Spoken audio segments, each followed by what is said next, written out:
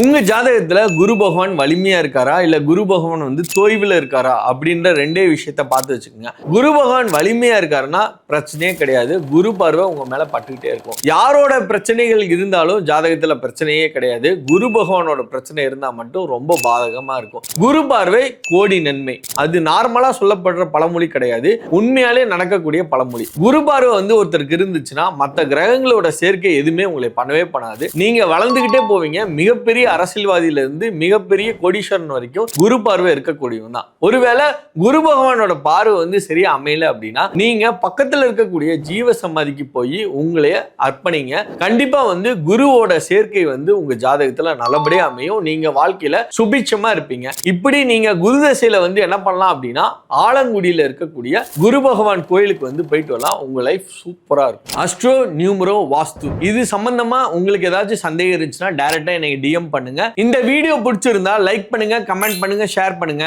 மறக்காம மணி டீகோடர் சேனலை ஃபாலோ பண்ணி வச்சுக்கோங்க.